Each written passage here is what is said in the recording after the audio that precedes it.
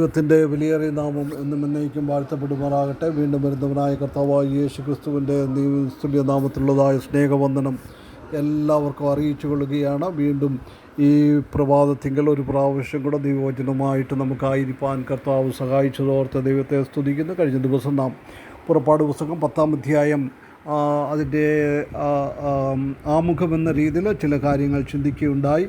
ഇന്ന് നമുക്ക് 10-ാം അധ്യായത്തിൻ്റെ ഓരോരോ വാക്യത്തിലേക്ക് കടന്നു പോകാം. അതിൻ്റെ 1-ാമത്തെ വാക്യത്തിൽ പറയുന്നത്, യഹോവ പിന്നെയും മോശയോട്, നീ ഫറവോൻ്റെ അടുക്കൽ ചെല്ലുക, ഞാൻ അവൻ്റെ മുമ്പിൽ എൻ്റെ അടയാളങ്ങളെ ചെയ്യേണ്ടതിനും ഞാൻ മിസ്രയീമിൽ പ്രവർത്തിച്ച കാര്യങ്ങളും അവരുടെ മധ്യേ ചെയ്ത അടയാളങ്ങളും നീ നിൻ്റെ പുത്രന്മാരോടും പൗത്രന്മാരോടും വിവരിക്കേണ്ടതിനും ഞാൻ യഹോവയാകുന്നു എന്ന് നിങ്ങൾ അറിയേണ്ടതിനും ഞാൻ അവൻ്റെയും ഭൃത്യന്മാരുടെയും ഹൃദയം കഠിനമാക്കിയിരിക്കുന്നു എന്ന് കൽപ്പിച്ചു. വീണ്ടും മോശയെ ഒരു കാര്യം ഏൽപ്പിക്കുകയാണ്. 8-ാമത്തെ ദൈവത്തിൻ്റെ കോപം, ദൈവത്തിൻ്റെ ബാധ അവരുടെ മേൽ വരുവാനായിട്ട് പോകുന്നു. അതിൻ്റെ മുന്നറിയിപ്പ് ചെന്ന് പറഞ്ഞു കൊടുക്കുവാൻ തക്കവണ്ണം ദൈവം ഈ കാര്യം മോശയെ ഏൽപ്പിക്കുകയാണ് ചെയ്യുന്നത്. മോശയോട് പറയുകയാണ്, നീ ഫറവോൻ്റെ അടുക്കൽ വീണ്ടും ചെല്ലുക, വീണ്ടും നീ ചെല്ലണം. ഇപ്പോൾ മോശ ഒരു എതിരും പറയാതെ ദൈവം പറയുന്ന കാര്യം അതേപടി അവൻ അനുസരിക്കുകയാണ് ചെയ്യുന്നത്. ഈ 1-2 വാക്യത്തിൽ നമുക്ക് കാണുവാനായിട്ട് സാധിക്കുന്നത്, teach your children and grandchildren to fear God.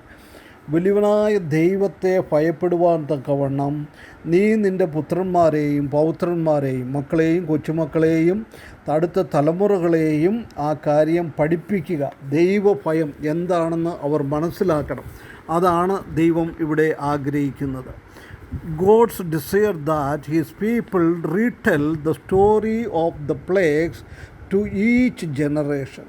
വലിയവനായ ദൈവം ആഗ്രഹിക്കുന്നത് ഇവർ ഈ കാര്യങ്ങൾ, ദൈവം മിസ്രയീമിയുടെ ഇടയിൽ നടന്നതായ കാര്യങ്ങൾ, ഈ ബാധകളൊക്കെ അവർ അവരുടെ ഓരോരോ തലമുറകളിലേക്കും അത് പാസ് ചെയ്യണം. അതാണ് ദൈവം ആഗ്രഹിക്കുന്നത്. എല്ലാ തലമുറകളും അത് അറിയണം. നമുക്കറിയാം, ഇപ്പോൾ എത്രയോ വർഷങ്ങളായി ഈ കാര്യങ്ങൾ കടന്നു പോയിട്ട്, അതുകൊണ്ട് നമുക്ക് ഇപ്പോഴും ആ കാര്യം നമുക്ക് ദൈവവചനത്തിൽ നിന്ന് നാം കാണുകയും കേൾക്കുകയും അത് പഠിക്കുകയും ഒക്കെ ചെയ്യുന്നത് ദൈവത്തെ ഭയപ്പെടുവാൻ തക്കവണ്ണം. കാരണം ദൈവത്തിൻ്റെ വിപരീതമായി പ്രവർത്തിച്ചതായ ആ ജനങ്ങളെ ദൈവം സൃഷ്ടിച്ചത് അത് നമുക്ക് ഒരു പാഠമായിരിക്കണം. അതാണ് ദൈവം ആഗ്രഹിക്കുന്നത്. അതുകൊണ്ടാണ് ശലോമോൻ ഈ സദൃശ്യവാക്യത്തിൽ പിന്നെയും പറയുന്നുണ്ട്, ഈ കാര്യങ്ങൾ മക്കളെ നിങ്ങൾ പഠിപ്പിക്കണം. മോശയും ആവർത്തന പുസ്തകത്തിലുമൊക്കെയും മാറി പറഞ്ഞിട്ടുണ്ട്, ഈ ദൈവം ചെയ്ത വലിയ കാര്യങ്ങളെയൊക്കെ നിങ്ങൾ എന്തു ചെയ്യണം? മറ്റുള്ളവരോട് പറയണം, അടുത്ത തലമുറയോട് പറയണം. അടുത്ത ബാധ വരുന്നതിന് മുമ്പ് വലിയവനായ ദൈവം മോശയ്ക്ക് കൊടുക്കുന്ന ഉപദേശമാണ്, നീ ദൈവം എന്തു ചെയ്യും? ഫറവോൻ്റെ ഹൃദയത്തെ കഠിനപ്പെടുത്തും. ദൈവത്തിൻ്റെ ശക്തി കൊണ്ട് കഠിനപ്പെടുത്തും എന്നുള്ളതായ കാര്യങ്ങൾ ലോകത്തിൽ മുഴുവനും അത് അറിയണം. അതാണ് ദൈവം ആഗ്രഹിക്കുന്നത്. അപ്പോൾ ആ രീതിയിലുള്ളതായ ഒരു ചിന്തയോടു കൂടെയാണ് ദൈവം ഈ കാര്യങ്ങൾ മോശയോട് പറയുന്നത്. ദൈവം മോശയുടെ ഹൃദയത്തെ കഠിനപ്പെടുത്തുമെന്നാണ് പറയുന്നത്. ഫറവോൻ തന്നെ തൻ്റെ ഹൃദയത്തെ ഓരോരോ ബാധകളിലും കഠിനപ്പെടുത്തിക്കൊണ്ട് ഇരുന്നു. ഇപ്പോൾ ദൈവം പറയുകയാണ്, ആ കഠിനപ്പെടുത്തിയതായ ഹൃദയത്തെ ഇനിയും ഞാൻ കഠിനപ്പെടുത്തും. അതാണ് പറയുന്നത്. ദൈവത്തിൻ്റെ ആ ശക്തി, ദൈവത്തിൻ്റെ ആ പവർ ലോകത്തിലെമ്പാടും അത് അനാദികാലം മുതൽ അനാദികാലം വരെ എല്ലാവരും അറിയണം. അതാണ് ദൈവം ഇവിടെ ആഗ്രഹിക്കുന്നത്.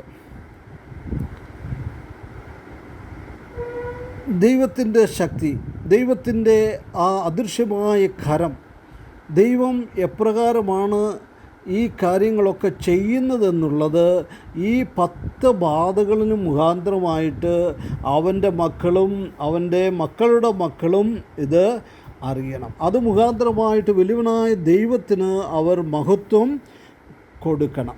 അതുകൊണ്ടാണ് ഈ യഹൂദന്മാരൊക്കെ എന്ത് ചെയ്യുമെന്ന് വർഷത്തിൽ ഒരിക്കൽ അവർ സെഡേർ അല്ലെങ്കിൽ പാസ് ഓവർ ഈ പെസക ആചരിക്കുന്നതായ സമയത്ത് അവർ ഈ കാര്യങ്ങൾ, ഈ 10 ബാധകൾ, മിസ്രയീമിൽ വന്നതായ കാര്യങ്ങൾ അവളുടെ മക്കളോട് എല്ലാ വർഷങ്ങളും അവർ പറഞ്ഞു കൊടുക്കുവാൻ തക്കവണ്ണം ആ പെസകയുടെ ആഘോഷ സമയത്ത് അത് ഉപയോഗിക്കും എന്നുള്ളത് ഇവിടെ നമുക്ക് കാണുവാനായിട്ട് സാധിക്കും.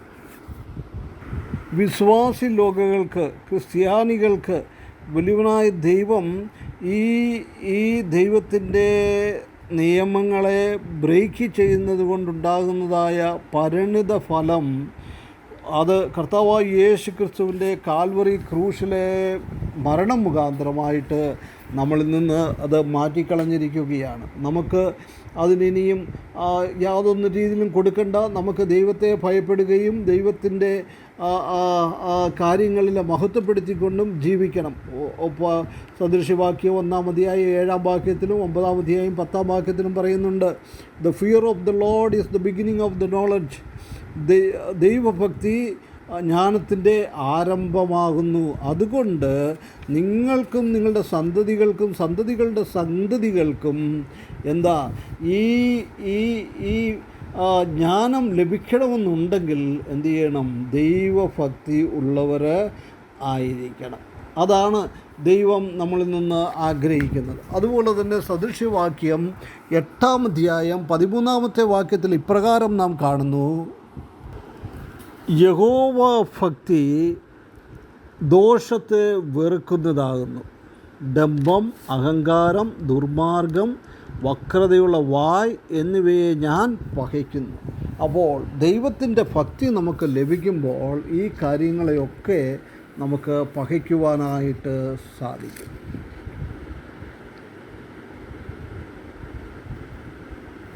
നാം നമ്മുടെ മക്കളോടും കൊച്ചുമക്കളോടുമൊക്കെ ഈ കാര്യങ്ങൾ പറയുന്നതായ സമയത്ത് നാം എത്രമാത്രം ശ്രദ്ധ പതിപ്പിക്കുന്നുണ്ട്, അല്ലെങ്കിൽ കുഞ്ഞുങ്ങളെ ദൈവിക ഭയത്തെപ്പറ്റി പഠിപ്പിക്കുവാനായിട്ട് നാം എത്രമാത്രം ശ്രദ്ധ പതിപ്പിക്കുന്നു എന്ന് നാം ഒന്ന് ചിന്തിക്കണം.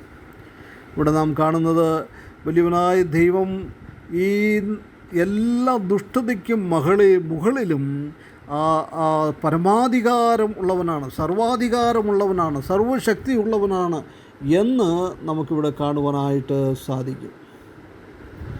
ഇവിടെ നാം കാണുന്നത് ഫറവോൻ്റെ ഹൃദയത്തെ ദൈവം കഠിനപ്പെടുത്തുന്നു. ഫറവോൻ സ്വയമായിട്ട് പല പ്രാവശ്യങ്ങളും അവൻ്റെ ഹൃദയത്തെ കഠിനപ്പെടുത്തി.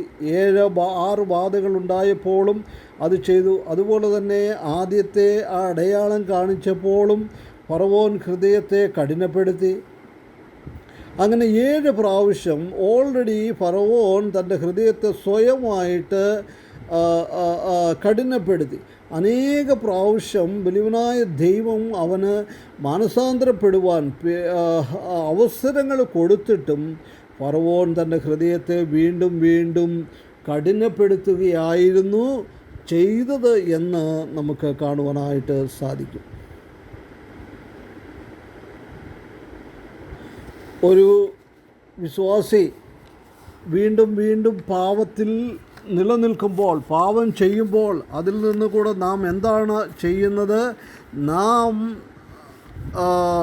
ദൈവത്തിൻ്റെ ഹൃദയത്തെ കഠിനപ്പെടുത്തുവാൻ തക്കവണ്ണം നാം പ്രവർത്തിക്കുന്നു. നാം യെശയ്യാവിൻ്റെ പുസ്തകം 63-ാം അധ്യായം അതിൻ്റെ 17-ാമത്തെ വാക്യത്തിൽ ഇപ്രകാരം കാണുന്നു, യഹോവേ, നീ ഞങ്ങളെ നിൻ്റെ വഴി വിട്ട് തെറ്റുവാനിടയാക്കുന്നതും നിന്നെ ഭയപ്പെടാതെ വണ്ണം ഞങ്ങളുടെ ഹൃദയത്തെ കഠിനമാക്കുന്നതും എന്ത്?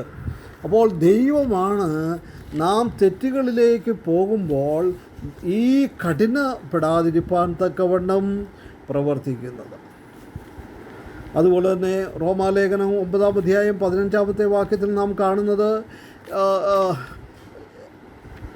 ഞാൻ ചിന്തിക്കുന്നവർക്ക്, ഞാൻ ഓർക്കുന്നവർക്ക് ഞാൻ കരുണ കാണിക്കും, അതുപോലെ തന്നെ ഞാൻ ചിന്തിക്കുന്നത് പോലെ, ഞാൻ കരുതുന്നത് പോലെ മറ്റുള്ളവരുടെ ഹൃദയത്തെ കഠിനമാക്കുകയും ചെയ്യും എന്ന് അവിടെ നമുക്ക് കാണുവാനായിട്ട് സാധിക്കും. നാം വലിയവനായ ദൈവത്തിൻ്റെ ഹിതത്തിന് അനുസരിച്ച് ജീവിക്കുമ്പോൾ നാം ദൈവത്തെ ഭയപ്പെടുകയും നമ്മുടെ ഹൃദയത്തെ കഠിനപ്പെടുത്താതെയും ഇരിക്കുകയാണ് ചെയ്യുന്നത്. എന്നാൽ നാം ഒന്ന് ചിന്തിക്കുക, നാം പാപം മുഖാന്തരമായിട്ട് വലിയവനായ ദൈവത്തിൻ്റെ ഹൃദയം നാം മുഖാന്തരം കഠിനപ്പെടുവാൻ പ്രവർത്തിക്കുന്നുണ്ടോ എന്ന് നാം ഒന്ന് ചിന്തിക്കേണ്ടത് ആവശ്യമാണ്. ഈ വചന മുഖാന്തരം വലിയവനായ ദൈവം നമ്മെ അത് സഹായിക്കട്ടെ. ദൈവം കാണിക്കുന്ന ഓരോ ഉപകാരങ്ങളും നാം നമ്മുടെ സന്താനങ്ങളോട് പറയുവാൻ, അതുപോലെ തന്നെ ദൈവസന്നിധിയിൽ നാം ഭയഭക്തിയുള്ളവരായി ജീവിപ്പാൻ ഈ വചന മുഖാന്തരം നമ്മെ സഹായിക്കട്ടെ. അവൻ്റെ വിലയേറിയ നാമം എന്നും എന്നേക്കും വാഴ്ത്തപ്പെടുമാറാകട്ടെ.